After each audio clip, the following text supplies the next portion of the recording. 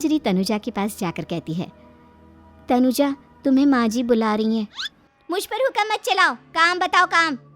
अरे मैंने तुम पर कहाँ हुक्म चलाया, और हुक्म चला भी दूंगी तो क्या हुआ, तुम तो मेरी छोटी बहन की तरह हो ना। तुम जैसी अनपढ़ जाहिल और गांव की गवार मेरी बहन नहीं हो सकती। बेचारी मंजरी तनुजा की बात सुनकर अपना सा मुंह लेकर रह गई। कोई चिट्ठी आई है, माँ जी तुमसे पढ़वाना चाहती है, बस इसलिए बुला रही हैं। मुंह टेढ़ा करके तनुजा मंजरी का मजाक बनाते हुए कहती है, अनपढ़ कहीं की गांव की जिठानी। शांति अपने दो बेटों अर्नव और आरुष के साथ शांति से जीवन बिता रही थी, लेकिन शांति के पति सोहन से उसकी कभी कभार थोड़ी अनबन हो जाती थी। एक दिन शांति रोज की तरह सुबह का खाना बना रही थी, तभी दरवाजे की घंटी बजी। घंटी की आवाज सुनकर वो दरवाजे की ओर जाते हुए कहती है, अरे आती हूँ, कौन है, सब्र करो। शांति दरवाजा खोलती है तो देखती है कि उसके जेठ मोहनदास सामने खड़े होते हैं। वो सक पकाकर अपना घूंघट करती है और पैर छूकर कहती है, आइए आइए जेठ जी। कैसी हो शांति? जी मैं तो बिल्कुल ठीक हूँ, सब आपकी मेहरबानी है भाई साहब। शांति और मोहनदास की बातें सुनकर शांति का पति सोहन और उसके दोनों बेटे बाहर आ जाते हैं। अरे भैया राम राम, कैसे हो आप? राम राम भाई। अरे शांति ऐसे खड़ी खड़ी क्या देख रही हो, चाय कॉफी कुछ लेकर आओ, भैया आए हैं। शांति तेजी से रसोई की ओर आगे बढ़ती हुई कहती है, अरे मेरी माँ, गेट खोलने के चक्कर में मेरे तो चावल ही जल गए। वो दौड़ी दौड़ी रसोई में जाती है और देखती है कि सारे चावल जल गए हैं। वो दोबारा चावल बनाने में लग जाती है। इतने में सोहन आवाज लगाता है, अरे शांति तुम्हारे चावल का रोना खत्म हो गया हो तो चाय ले आओ। जी लाती हूँ अभी। शांति जल्दी जल्दी चाय बनाती है और मोहनदास को चाय देती है। सब एक दूसरे की खैर खबर पूछते हुए चाय पीते हैं। चाय खत्म होती ही मोहनदास शांति की ओर देखते हुए मजाक में कहते हैं, शांति अब तुम्हारी चाय में दम नहीं रहा, अब हमें चाय बनाने वाली बदलनी पड़ेगी। ये कैसे मुमकिन होगा जेठ जी, घर और बाहर का सारा काम मुझे ही करना पड़ता है, और कभी कभी जल्दी जल्दी के चक्कर में काम बिगड़ जाते हैं, जैसे आज चावल जल गए। अरे इसी का तो हल लेकर आया हूँ। मैंने रिश्ता देखा है अर्नव और आरुष के लिए। दोनों लड़कियाँ बहुत सुंदर और सुशील हैं। अगर आप दोनों इजाज़त दें तो बात करूँ आगे। सोहन और शांति रिश्ते की बात सुनकर कहते हैं, अब ठीक है, बात चलाइए ना भैया, पर पहले लड़की के बारे में कुछ बताइए तो सही। हाँ भाई साहब, लड़की कैसी है, परिवार कैसा है, कहाँ के रहने वाले हैं? देखो परिवार तो बहुत अच्छा है, पर वे दोनों लोग बहुत गरीब हैं, दहेज में कुछ मिलेगा नहीं। अरे हमें दहेज में कुछ चाहिए भी नहीं, बस लड़की संस्कारी होनी चाहिए। एक लड़की तो पढ़ी लिखी है और शहर की रहने वाली है, पर दूसरी अपनी गरीबी की वजह से पढ़ न सकी और गांव में रहती है, लेकिन दोनों है बहुत खूबसूरत। अगर तुम सबको देखते ही पसंद ना आ जाए तो मेरा नाम बदल देना। हाँ पर तो हम आंखें मूंद कर भरोसा कर सकते हैं भैया। आप आगे बात चलाइए, हम शादी करने को तैयार हैं। कुछ ही दिन में अर्नव और आरुष की शादी हो जाती है। आरुष की शादी अनपढ़ लड़की मंजरी से हो जाती है, जो कि बहुत भोली भी होती है, और अर्नव की शादी पढ़ी लिखी लड़की तनुजा से हो जाती है, जो कि घमंडी और चालू होती है। एक दिन मंजरी घर के काम कर रही थी कि अचानक शांति उसे आवाज लगाती है, बड़ी बहू, ओ बड़ी बहू, मंजरी जल्दी यहाँ आओ। मंजरी जल्दी जल्दी शांति के पास जाती है। बेटा मेरे पैर दबा दे, बहुत दर्द हो रहा है। जी माँ जी, बस बर्तन धोकर आती हूँ। अरे बैठ यहाँ, मेरे पैर में बहुत तेज दर्द हो रहा है, बर्तन छोटी बहू धो लेगी। मंजरी शांति के पैर दबाने लगती है तो शांति तनुजा को आवाज लगाती है, छोटी बहू, आ छोटी बहू। तनुजा थोड़ी देर से आराम से चलकर आती है। जी माँ जी, आपने बुलाया मुझे, आपको कोई काम था क्या? तो कुछ काम कर रही है या? शांति की बात काटते हुए तनुजा बोलती है, कुछ नहीं माँ, फोन पर अपने घर पर बात कर रही थी। अरे बाद में बात करियो अपने घर वालों से, पहले जाके बर्तन धो ले। तनुजा मुंह बनाते हुए अपनी जिठानी की ओर देखती है और मन ही मन कहती है, ये महारानी वहाँ बैठी है, ये नहीं कि बर्तन धो ले। मैंने इतनी पढ़ाई बर्तन धोने के लिए की थी क्या? तनुजा दांत पीसकर वहाँ से चली जाती है। अगले दिन सब दफ्तर चले जाते हैं, तभी डाकिया चिट्ठी लाता है। शांति चिट्ठी लेकर मंजरी से कहती है, बड़ी बहू जरा छोटी बहू को बुलाना, एक चिट्ठी आई है। मेरी तो आंखें कमजोर है तो मुझसे पढ़ा नहीं जाएगा। मंजरी तनुजा के पास जाकर कहती है, तनुजा तुम्हें माँ जी बुला रही हैं। मुझ पर हुक्म मत चलाओ, काम बताओ काम। अरे मैंने तुम पर कहाँ हुक्म चलाया, और हुक्म चला भी दूंगी तो क्या हुआ, तुम तो मेरी छोटी बहन की तरह हो ना। तुम जैसी अनपढ़ जाहिल और गांव की गवार मेरी बहन नहीं हो सकती। बेचारी मंजरी तनुजा की बात सुनकर अपना सा मुंह लेकर रह गई। कोई चिट्ठी आई है, माँ जी तुमसे पढ़वाना चाहती है, बस इसलिए बुला रही हैं।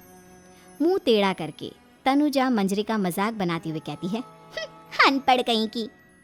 तनुजा का ऐसा बर्ताव देखकर बड़ी बहू बहुत दुखी होती है। तनुजा को अपनी पढ़ाई का घमंड इतना हो गया कि अब वो घर के कोई काम नहीं करती और अपनी जेठानी का मजाक बनाती रहती। तनुजा का ये बर्ताव अब उसकी सास को भी नजर आने लगा था। एक दिन शांति ने अपनी बड़ी बहू से कहा, मंजरी, तनुजा हर समय तुम्हारा मजाक उड़ाती है, तुम्हें गुस्सा नहीं आता क्या? आता तो है माँ जी, लेकिन मैं क्या करूँ। जब भी उसे कुछ बोलती हूँ वो और भी जली कटी बातें मुझे सुनाकर चली जाती है। मैं उसे अपनी छोटी बहन की तरह प्यार करती हूँ, लेकिन उसके दिल में मेरे लिए कोई इज्जत नहीं। बहू, तूने वो कहावत सुनी है, जुल्म करने वाले से ज्यादा जुल्म सहने वाला अपराधी होता है। मंजरी अपनी सास का इशारा समझ जाती है। वो अपनी देवरानी को सबक सिखाने की ठान लेती है और एक दिन शांति अपनी दोनों बहुओं के साथ बैठी थी तो शांति अपनी बड़ी बहू से पूछती है, अरे बहू, शाम होने को है, कुछ सोचा है क्या बनेगा खाने में? माँ जी, मेरे तो सर में बहुत दर्द है आज। मेरी प्यारी देवरानी ही कुछ अंग्रेजी खाना बनाकर खिलाएगी। सुना है पढ़े लिखे लोग अंग्रेजी खाना बहुत अच्छा बनाते हैं, क्यों तनुजा? इतना कहकर मंजरी अपनी सास की ओर देखकर मुस्कुरा दी। तनुजा अपनी तारीफ सुनकर बहुत खुश हो गई। इतने में शांति कहती है, यह तो सच बात है छोटी बहू, ये तो मैंने भी सुना है। हम भी पक गए हैं बड़ी बहू के हाथ का खाना खा खा कर।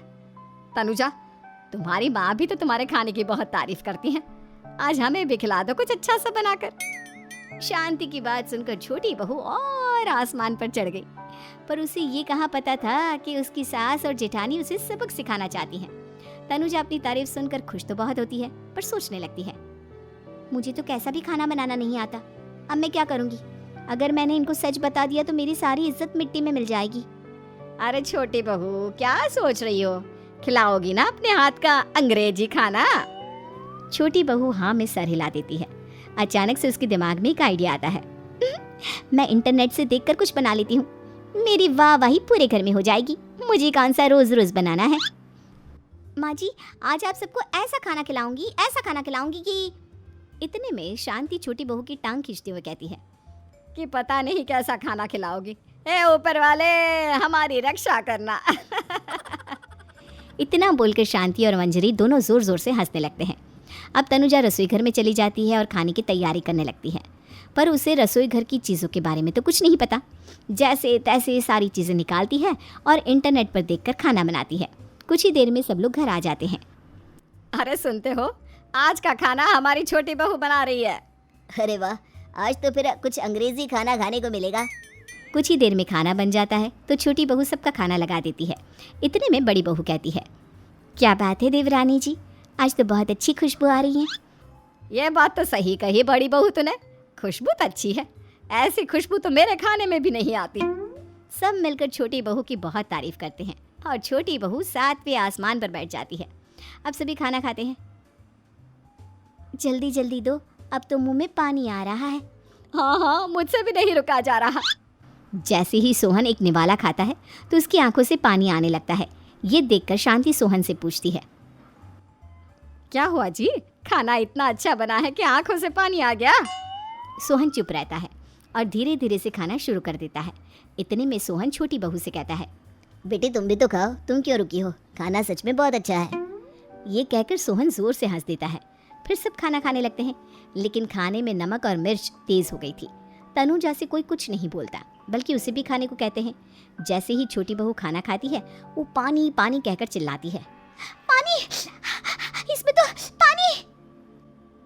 ये खाना तो सच में इतना अच्छा बना है कि हमारे साथ साथ देवरानी जी भी इसके स्वाद को कभी नहीं भूल पाएंगी। सही कहा बहू। तनुजा को अपनी गलती का एहसास हुआ और उसने अपनी सास से कहा, माँ जी ये मेरी गलती नहीं है, इंटरनेट पर दिखाया था कि 4 चम्मच नमक और मिर्च डालने हैं।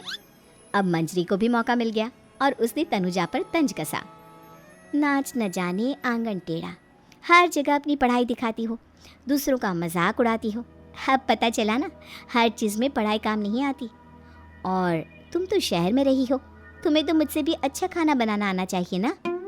बेटा, अगर तूने ठीक से सब सीखा होता तो आज तुझे शर्मिंदा नहीं होना पड़ता, बात शहर या गांव की नहीं होती। मंजरी गांव से आई है, लेकिन उसे घर का काम करना और खाना बनाना सब अच्छी तरह से आता है। तुम शहर में रही हो, तुमने ये सब क्यों नहीं सीखा? छोटी बहू सर नीचा कर सबसे माफ़ी मांगती है और बहुत शर्मिंदा होती है। दीदी मुझे माफ़ कर दो, मैंने आपको बहुत बुरा भला कहा, पर आपने मुझे हमेशा ही माफ़ किया। आज मुझे अपनी गलती का एहसास हो गया है। अब दोनों बहुएं मिलकर घर का काम करने लगी और एक दूसरे को अपने गुण बांटने लगी। मंजरी ने अपनी देवरानी को खाना बनाना और घर का काम करना सिखाया, वहीं तनुजा ने भी अपनी जेठानी को पढ़ना लिखना सिखाया। शांति और सोहन ऐसी बहुएं पाकर बहुत खुश थे।